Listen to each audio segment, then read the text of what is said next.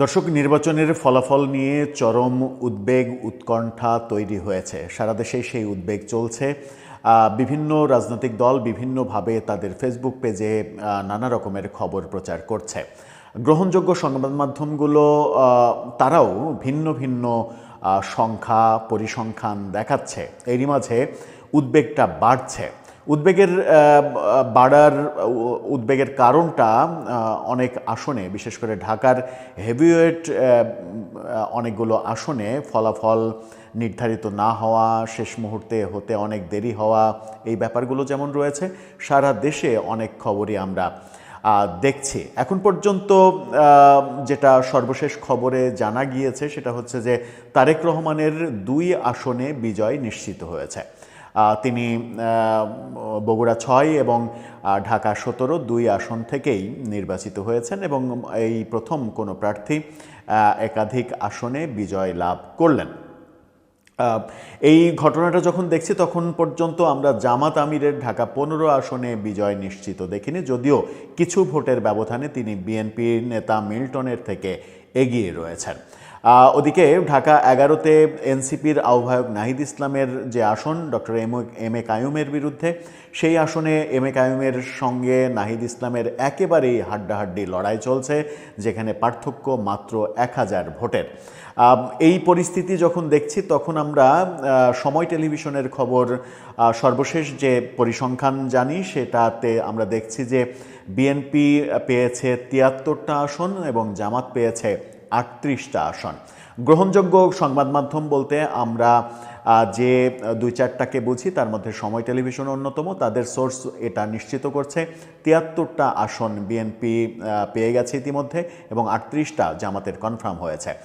কিন্তু জামাত ইসলামী তাদের verified Facebook পেজে 50 জনের একটা তালিকা প্রকাশ করে দিয়েছে এবং 50 জনের তালিকা প্রকাশ করে দিয়ে তারা বলছে যে তাদের যে 50 জন নির্বাচিত হয়েছেন এরকম তালিকা তারা দিয়েছে। অর্থাৎ তারা এখন পর্যন্ত দাবি করছে তারা 50টি আসন পেয়ে গেছে এবং তারা একাধিক গ্রাফ তাদের ফেসবুক পেজে দিয়েছে। সেখানে বিএনপি 74%, জামাত 70%, বিএনপির 73%, জামাত 69%, এরকম অবস্থান তারা দেখিয়েছে।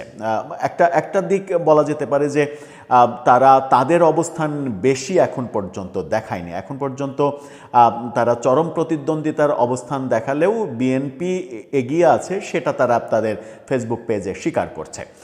এই যে টানটান উত্তেজনা চলছে, অর্থাৎ মোটামুটি সময় টেলিভিশনের পরিসংখ্যান যদি আমি মানি তাহলে 73 এবং 38 সব মিলিয়ে 111টি আসনের যে ফলাফল আমরা দেখলাম, সেই 111টি আসন মানে অলমোস্ট 1/3 বেশি আসনের ফলাফল আমরা জেনে গেছি এবং এই রেশিও যদি চলে তাহলে এই রেশিও অনুযায়ী চললে আমরা দেখব যে বিএনপি শেষ পর্যন্ত সরকার গঠন করতে যাচ্ছে, সেরকম পরিস্থিতি মোটামুটি নিশ্চিত হওয়া যাচ্ছে। জামাত ইসলামী যে প্রত্যাশা অনেকে করেছিলেন যে জামাত ইসলামী 30 থেকে 40টা আসন পাবে, সেখানে জামাতের একটা অভাবনীয় সাফল্য আমরা দেখব। সেই আসন সংখ্যা 100-র কাছাকাছি হয়ে গেলেও অবাক হওয়ার কিছু থাকবে না। তবে যে পরিসংখ্যান দেখা যাচ্ছে তাতে মনে হচ্ছে না যে জামাতের বিজয়ী হয়ে ক্ষমতায় যাওয়াটা সহজ হবে। এরকম পরিস্থিতিতে নির্বাচনের গণনা যখন চলছে এবং ভোট গণনার ফলাফল প্রকাশের ব্যাপারগুলো যখন চলছে, তখনও কি এই ভোটকে ফলাফলের দিক থেকে প্রভাবিত করা সম্ভব? তখনও এই ভোটকে প্রভাবিত করা সম্ভব কিনা সেটা জানতে হলে আমরা অর্থনীতিবিদ এবং সাবেক তত্ত্বাবধায়ক সরকারের উপদেষ্টা ডক্টর আকবর আলী খানের একটি বক্তব্যকে সামনে আনতে পারি। একটা গ্রহণযোগ্য একটা ব্যাখ্যার জন্য সেই বক্তব্যটাকে আনতে পারি যে এখনও কতটা সম্ভব এই নির্বাচনকে প্রভাবিত করার জন্য। এই নির্বাচনকে বিএনপি কিংবা জামাত কতটা প্রভাবিত করতে পারে। সময় টেলিভিশন যখন 111টার ফলাফল বলছে, তার মানে এখনও 188টা ফলাফল বাকি রয়েছে। এই 188টা কেন্দ্রকে মানে আসনকে প্রভাবিত করা যায় কিনা, ডক্টর আকবর আলী খান কি বলছেন। অন্যদিকে আন্তর্জাতিক প্রেডিকশন সাইট পলিমার্ক পলিমার্কেট যাদের নিয়ে আমরা আরেকটা ভিডিও বানিয়েছিলাম, পলিমার্কেট সর্বশেষ রাত 11টায় কী তথ্য দিচ্ছে চলুন একটু জেনে দেখব এই ভিডিওতে এবং বোঝার চেষ্টা করব যে কারা শেষ পর্যন্ত সরকার গঠন করতে পারছে এবং এই নির্বাচনকে এখনও প্রভাবিত করা আদতে কতটা সম্ভব। থাকবেন পলিটিক্স টিভির নিয়মিত আয়োজনে।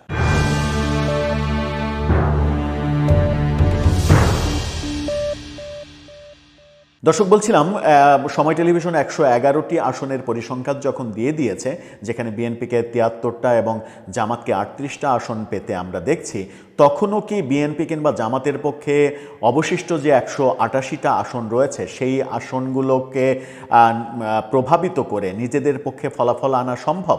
এই বিষয়ে ডক্টর আকবর আলী খানের একটা মন্তব্য খুবই গুরুত্বপূর্ণ হতে পারে। আকবর আলী খানের এই মন্তব্য নিয়ে পোস্টে একটা ফটোকার্ড তৈরি করেছে তারা।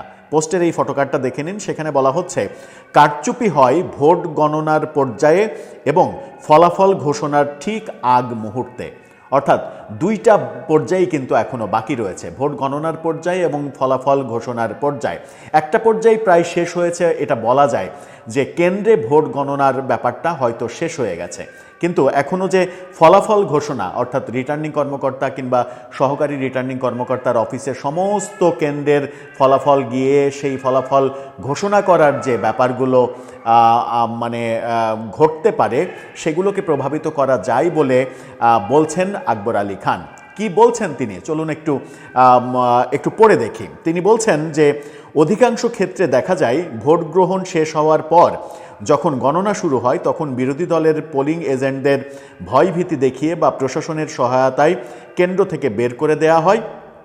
পোলিং এজেন্টদের অনুপস্থিতিতে যখন ভোট গণনা করা হয় তখন আসল জনমত প্রতিফলিত হওয়া কঠিন হয়ে পড়ে। রিটার্নিং অফিসারের কার্যালয়ে ফলাফল পাঠানোর আগে যে সংকলন তৈরি করা হয় সেখানে বড় ধরনের কারিশমা করা যেতে পারে। ফলে দিনের বেলায় দৃশ্যত শান্ত নির্বাচনও রাতে ফলাফল ঘোষণার সময় সম্পূর্ণ বদলে যেতে পারে। অর্থাৎ কেন্দ্র থেকে যে ভোটের হিসাব নিকাশ, কেন্দ্র থেকে যে হিসাব নিকাশগুলো রিটার্নিং কর্মকর্তা কিংবা সহকারী রিটার্নিং কর্মকর্তার কাছে যাবে কাগজ হিসেবে, দলিল হিসেবে, সেখানে তো আর ব্যালট পেপার যাবে না, শুধুমাত্র একটা শিট যাবে। সেই শিটটাকে টেম্পারিং করার ব্যাপার থাকতে পারে। আবার সহকারী রিটার্নিং কর্মকর্তার অফিসে গিয়েও যদি কোনো দল সেখানে প্রভাব বিস্তার করতে পারে, সেটা নানাভাবে, অর্থ দিয়ে, প্রভাব দিয়ে, রাজনীতি দিয়ে, সরকারি প্রভাব দিয়ে নানাভাবে প্রভাবিত করার চেষ্টা থাকতে পারে। সেটা যদি তারা করতে পারে তাহলে রিটার্নিং কর্মকর্তা কিংবা সহকারী রিটার্নিং কর্মকর্তার কাছে থেকে সর্বশেষ ঘোষণা আসার আগ মুহূর্ত পর্যন্ত ভোটের রেজাল্টকে টেম্পারিং করা সম্ভব। সেটা